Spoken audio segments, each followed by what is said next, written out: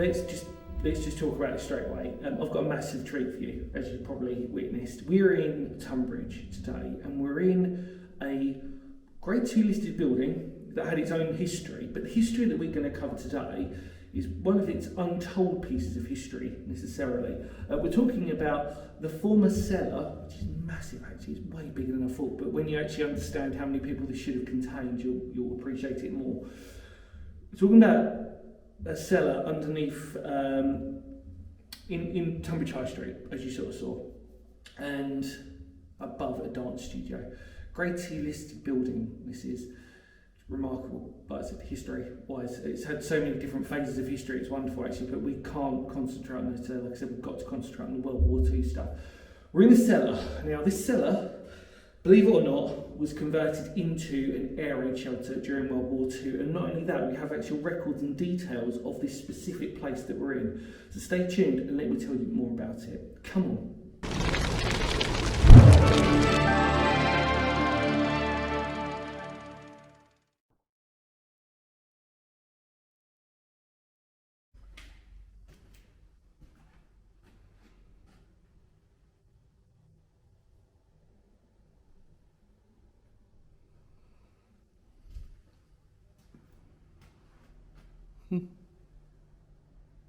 Well, welcome back everybody. This is an amazing treat today, I really mean it. There's an atmosphere in this cellar like you wouldn't believe. And we know actually this building's haunted anyway, so just again, you could talk about this place for a long time and cover lots of its history for lots of different phases, but there is an energy coming out of this cellar like you would not believe, like whew, sort of thing. You almost expect to see a ghost around the corner, but again, another thing for another day. Interestingly enough, behind me, well in front of me, to my eye line, there's a couple of really dark spots where the light isn't coming through, basically where you've got street level, so that room and that room. So if any of you spot a ghost or anything, feel free to email me and tell me that you did see a spirit. But those two little alcoves there don't have, the lights aren't working and it's damp. So good job I bought my boots, but I was fully aware of that, and we've got a torch. So yeah, anyway, I wanted to, today, it might be a little bit of a rough and ready video today, but I actually thought really there's only so much we can do and only so much we can cover. And like I said, we're talking about a very specific part of this timeline of this cellar. So let's talk about it. I'm going to say this outright because I always like to be as transparent as possible on my channel. This is probably one of the first exceptions on this channel where the history side of it, the documentation side, although this has never been filmed, the documentation side I don't own any credit to. In fact, to arrange this permission visit, I remember coming here about 3 years ago, literally the year of the unspecified virus of unknown origin, namely the zombie apocalypse virus, if you know what I mean. I wink wink. But yeah, I make light of it, but yeah. The fact of the matter is, during that period of time, just before that, I came to visit, and I was going to organise a time where we could come down, and the owner, she's a really wonderful person for allowing me to do this. She was like pretty chill about it. She's like, no, come down whenever. So I was like, great. And then everything happened. It was like, okay, right, come back at another time. And now we're here. So what a better time actually. In fact, to be honest with you, I mean, just the opportunity to have this regardless is brilliant. And I'm talking a lot, but trust me, I'm going to talk a bit more. So I've got my phone out because again, like I said, I don't own credit on the historical research on this. And actually, to be honest with you, at the time of recording, I can't remember where I found the actual information. I took the screenshots, and those screenshots of these little articles are going to be placed down below. So if it was you specifically who found the information for this, I'm so sorry. It was a long time ago, and all I did was just take some screenshots of the information because I was going to do a video and then probably credit you at the time. And I just, honestly, my memory goes quite quickly, as most of you know, mainly due to anxiety. Anyway, so underneath, we're going to talk about the mention of this cellar being converted into a air raid shelter. So I'm going to read this off my phone, but you'll see it underneath here. So it says, the Kent and Sussex Courier, Friday the 8th of September 1939, says air raid shelters at Tunbridge, capital letters. Some ready and others nearly completed. It says, rapid progress is being made at Tunbridge in retaliation to the provision of air raid shelters for people caught out in the streets in an air raid. The shelter underneath Old Tunbridge Club in High Street immediately before Church Lane is completed and will accommodate 110 people, as also is one underneath Messrs, which is where we are. Charles Baker premises, practically next doors, again, we'll talk about it in a minute. This will take 80 people. And the old Oast homes in Bradford Street have been converted this week. And this shelter is almost completed as well. And here, 200 people will be able to find the shelter. And the Pavilion Cinema in Avebury Avenue, when finished, will take a large number. And when the whole scheme has been put into effect, there will be an accommodation for something like 1,500 persons. So that's the first article, like I said, dated Friday the 8th of September 1939, with the first mention of this being converted into an air raid shelter. Then, fast forward, so as you'll see now, I'm going to talk briefly about it. It's just quite a long article. But in the Kent and Sussex Courier again, the next Friday on, Friday the 15th of September 1939, remember where we are in the war from here, it says shelters in Tunbridge, again capital letters, and it says where to find them. It says Tunbridge is providing ARP air raid precautions shelter accommodation for 1,500 people. And already shelters have been built in various parts of the town for 460, considering the work was not begun until August the 31st. It is remarkable that Mr. B. Bishop, the surveyor, and his staff should be able to accomplish so much in such little time. In addition to this protection, a trench shelter holding 170 people has been excavated on land adjoining St Stephen's Church and already provides considerable protection. So trench shelters are literally what they've said. In fact, we've explored one before, basically just a trench that is sometimes can be filled in with concrete on either side and protected, but yeah, trench. And at the moment, there are 4 shelters available to the public, the details of which are as follows. Now, this is where it gets interesting for where we are situated. So at number 1, which is where we are, 145 High Street, Tunbridge, formerly Messrs Isaac Race's building, basement shelter, that's where we are, with accommodation for 110 people. Number 2, bear with me on this because, like I said, this is where it gets interesting, almost adjoining the above premises is 147 High Street, Tunbridge, formerly Messrs Chas Baker and Co premises, basement shelter for 50. It's 150, it's 50 persons, I think, from memory. It might look differently on yours, but I think it's 50 persons. Yeah, it was actually. Entrance to both these shelters is on the High Street. Okay, so let's put this before we look at the other bits. This is where we are at the moment. We're 145 to 147 now. We are in part of the section of this. Originally, it would have extended outwards a little bit further on, but because the buildings have sort of changed a little bit, really what we're fundamentally looking at is part of both of those first two, technically, really. So in essence, this is probably the, you could probably argue this is the smaller one of the two. And then it would literally look like this. I'll show you properly in a minute because it's really interesting to sort of see these little alcoves within it. They're cellars, they form basement cellars, so obviously they're gonna, yeah, you get the idea. Then I'm just going to mention these other things. So number 3 is the Oast House adjoining the Star Cinema at Bradford Street, surface shelter for 200 people, and then the Pavilion Cinema, Avebury Avenue in Tunbridge, had a basement shelter accommodating 100 persons. So that's the 4 that they decided to repurpose into air raid shelters, and it was by Mr. Bishop, who was a surveyor. So look what happened fundamentally, just to give you a gist of it. Due to the worry of air raids, obviously in Kent anyway, as we know, Tunbridge would have been a place that would have been susceptible to German attack. So to make quick use of, and we've seen this a lot, so I have explored a couple of these on the channel before, instead of saving time, they would convert cellars, or they'd get a surveyor out to look at cellars in properties and see if they were fit for use as air raid shelters. So it saved time on building air raid shelters, and so a surveyor would come, have a look, see if they could be good enough to be converted into air raid shelters, and then that was it. And there was only 4 locations in Tunbridge. Ironically, we're going to say this is number 1 and 2 because it is from 145 to 147. They're adjoining basically, but they're not anymore, sort of blocked off as we know. part of that basement isn't there anymore from memory, so don't quote me on that, but we are part of it and pretty much the main bit, let's just sort of say. So in total, if you put those two together, you would have had 160 people, but separated with 110 on one and 50 on the other. So this is two, I'm going to sort of say two technically of four, that were first air raid shelter proper ones for civilian use, that would just literally, you come in and you come down and then you just sort of like literally use this as the bombs were going off or under attack, and then you come back out again. The only final thing I wanted to mention, which you've probably been reading anyway, it does say on the land adjoining St Stephen's Church opposite the War Memorial, a trench shelter which we spoke about in the first article, has been made for 170 persons.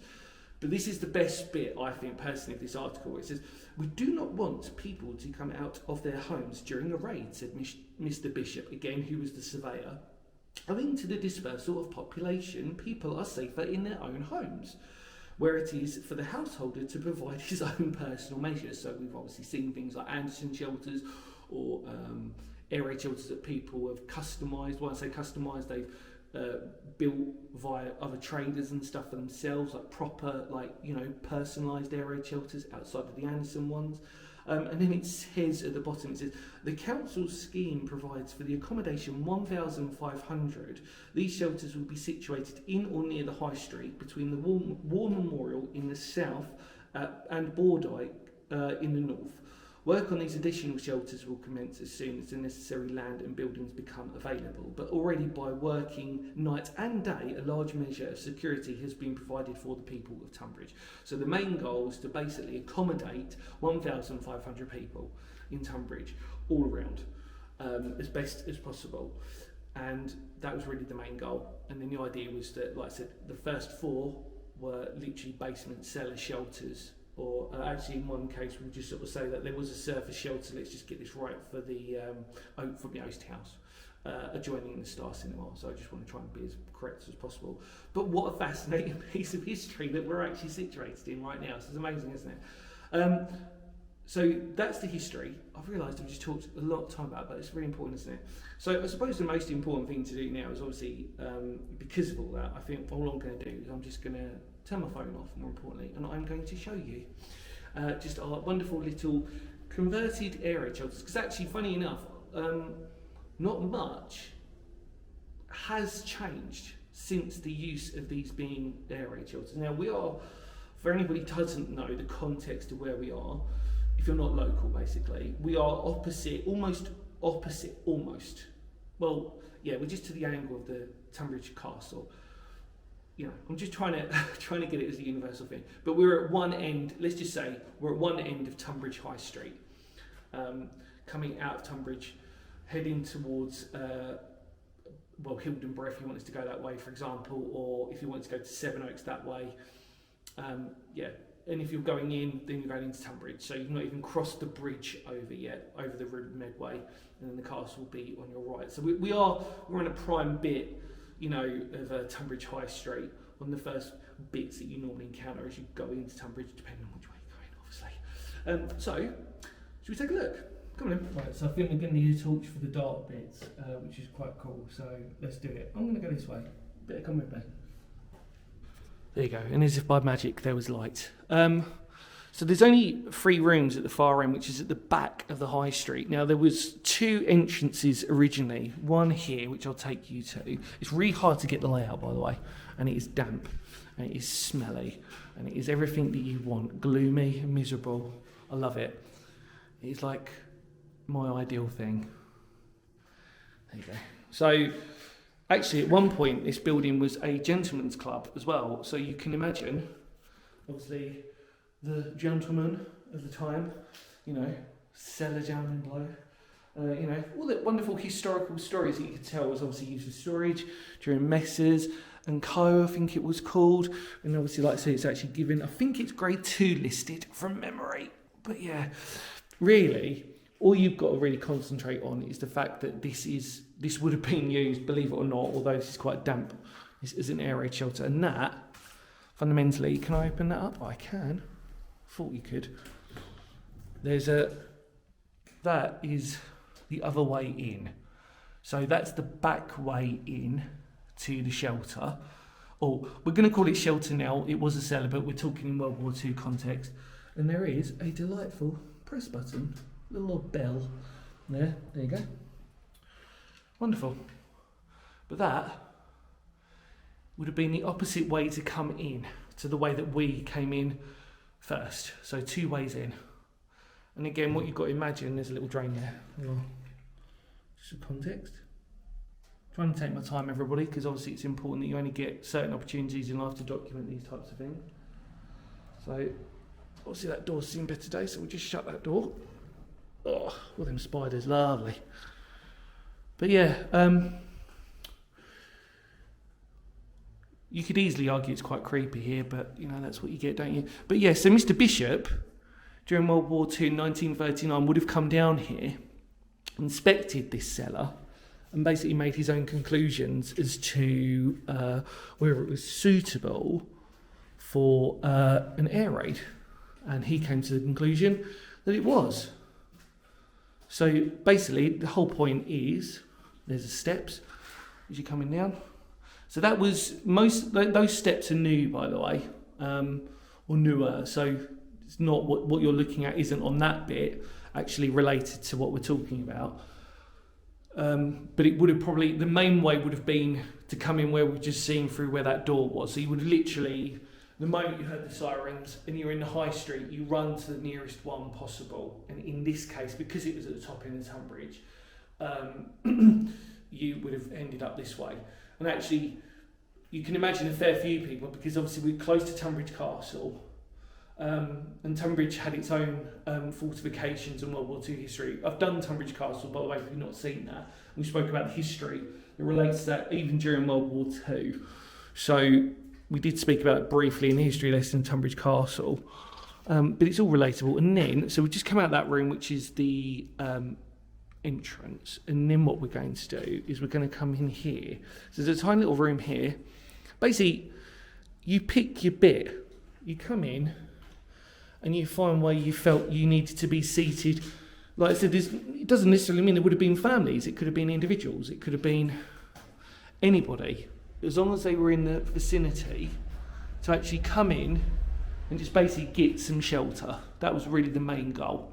And like I said, it's a very historic building, and we could talk about all of its history at some point, but today, because I find this World War II history quite unsung, and the fact that there was those newspaper articles, and again, I just want to say I'm so sorry for the person who actually did that research many moons ago.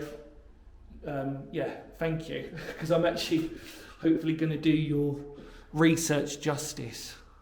It's a rare time when I actually see that amazing bit of newspaper article, detailed research. So there we go, another little room there, mostly piping. Again, we've got to try and ignore it. I've just dumped my stuff down there. As per usual, you never know what to expect. Again, if we ignore the modern wooden aspects of this, these little alcoves, these little chambers. So let's just put this in context also here. So there's one, we've done that. We've done that one. We've done the 2 dark ones, we've done the 3 dark ones actually, if you class that one. So that one, just have one more look in there. Basically, grab a seat, sit down during narrow shelter. And that's our entrance again. It's going to take you in there. There you go. And then another one here. So this is all on this side of the stairs. Like I said again, you know, you only live once, so let's try and record it as best as possible. It might not mean anything to some of you, but to people like me, it's just a beautiful bit of repurposed history. And then if I take you down here, so this is obviously the steps that denominate we can go left or right, and this is where we started our video, in this first little chamber bit here. Okay. A bit of corrugated metal there. It's bowed in a little bit. Old pipes, new pipes. Yeah, and then this is our final room. Here we go. All got their own bits of atmosphere to them, and like I said, so this is one section out of 2 that would have been, so we feel it was the smaller one of the sections So this one would have probably carried about the 50 we were speaking about, and the other basement, which would have probably held the 100, but it's all joined up together now. So the other basement really isn't there to have a look at anymore. From memory, I might get that wrong, but I think we discussed it, and I think that was really the conclusion. But there you go. So really, you can imagine you'd feel quite safe down here actually. Believe it or not, the main road is literally there behind me against this wall, and you can't hear anything. I mean, it's right against there, and yet nothing at all. There you go.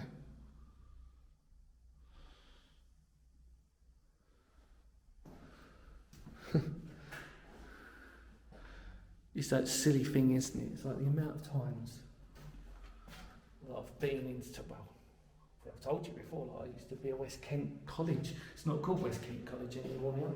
Crime, how old am I getting? It was called West Kent College, and that was my college I went to in Tunbridge. Many memories, and we used to go to Brighton and all that stuff after that. Stories for other days, I suppose. But yeah, know my Tunbridge very, very well. Look at that, there you go, right. Well, how amazing is that? Did you spot any ghosts, anybody? Not sure. Any paranormal stuff? Nothing's moved, nothing's rattled across, but blimey. There is an atmosphere, but I love it. It's a weird thing for me. I'm a bit weird like that. I like the dark. Well, actually, most of you probably do know I like the dark, actually. But yeah, there you go. Very cool. Right. Let's conclude our video. Come on.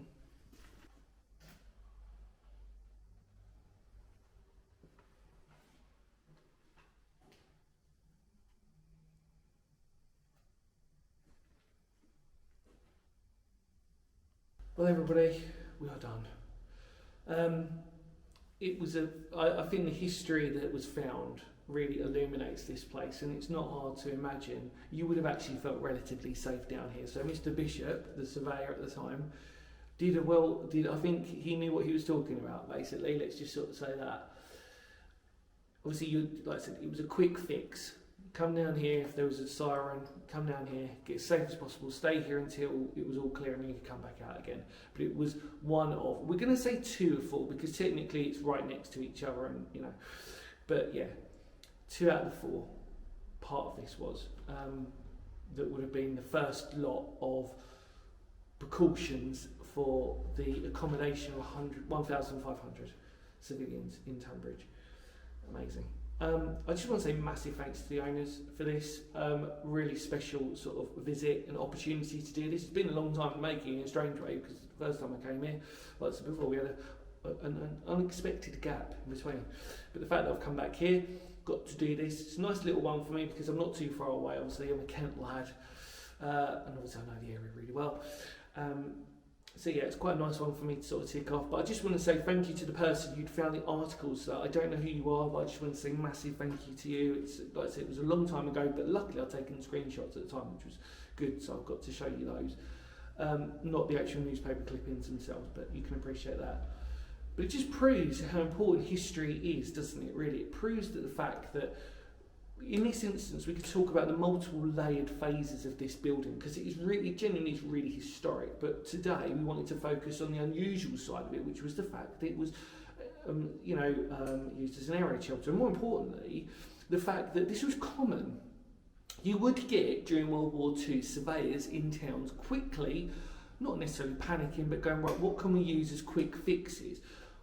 Like I said, we've definitely documented one.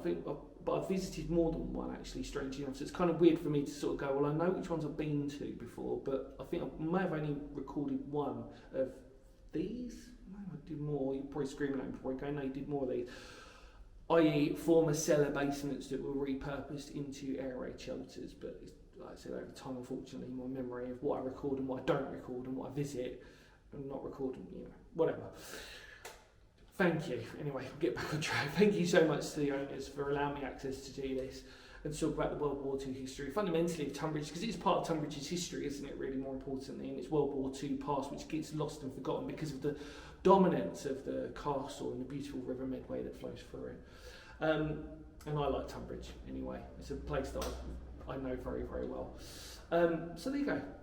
In the immortal words of Phoenix history, thank you so much for coming on with me, because history matters. Hopefully you learned a lot about the premises of, like, you know, early stages of during the war, especially for Tunbridge, the basic fact they needed to find some places for cover. Really hopefully you enjoyed that. Thank you so much. Feel free to spread the word of the channel. Much love to all of you out there. It really goes a long way, like I said before, for all of you who really like and spread the word of the channel. It just motivates me to keep doing what I love doing anyway. But it really helps my mental health and my wellness to know that there are people out there who really care about this channel, really support it. And I know most of you out there, and I'm really grateful for every single one of you who like it and spread the word of the channel. So much love to all of you out there. And I apologise on a personal note, sometimes if I do get a little bit stuttery and stuff, it's part of my, which I don't normally talk about, my anxiety, when my brain sometimes gets a bit overwhelmed and a bit melty, where it's trying to catch up with mouth to brain, catch up. Yes.